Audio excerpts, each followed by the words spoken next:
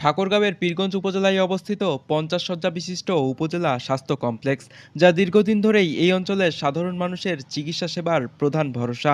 সীমিত জনবল, সরঞ্জাম সংকট আর চাপের মধ্যেও প্রতিদিন এখানে চিকিৎসা নিতে আসছেন শত শত রোগী। সম্প্রতি এই স্বাস্থ্য কমপ্লেক্সকে ঘিরে নতুন করে আলোচনায় এসেছেন একজন চিকিৎসক, ডাক্তার কামাল আহমেদ।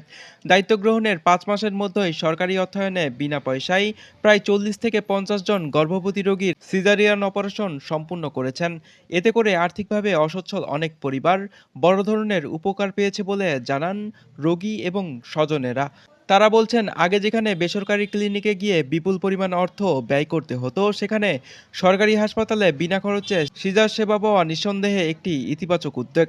পরিষ্কার পরিচ্ছন্নতার উপরেও দেওয়া হয়েছে বিশেষ নজর। আগে তো নোংরা ছিল অনেক, পরিষ্কার ছিল না, মানে পরিবেশটা অত বেশি ভালো ছিল না, চিকিৎসাও ভালো ছিল না।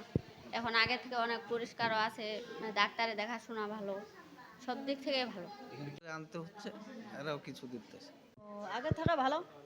কেমন হলো? পরিষ্কার। মানে আগে এরকম পরিবেশ ছিল?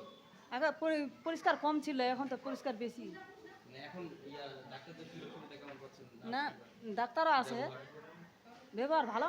হাসপাতালের ভেতরে আরেকটি বড় পরিবর্তন হিসেবে আলোচিত হচ্ছে ডায়াগনস্টিক সেন্টারের দালাল মুক্ত পরিবেশ। অভিযোগ ছিল একটি চক্র রোগীদের বিভিন্ন বেসরকারি ডায়াগনস্টিক সেন্টারে আর্থিক সুবিধা নিত। দায়িত্ব নেওয়ার পর সেই দালাল চক্রের বিরুদ্ধে কঠোর অবস্থান নেওয়া হয়েছে বলে দাবি করছেন হাসপাতাল সংশ্লিষ্টরা। স্থানীয়দের মতে, যদি প্রয়োজনীয় সংখ্যক চিকিৎসক এবং আধুনিক যন্ত্রপাতি সরবরাহ নিশ্চিত করা যায়, তাহলে পীরগঞ্জ উপজেলা স্বাস্থ্য কমপ্লেক্সটি এই অঞ্চলের মানুষের জন্য আরও কার্যকর ও নির্ভরযোগ্য চিকিৎসা কেন্দ্র হিসেবে গড়ে উঠতে পারে।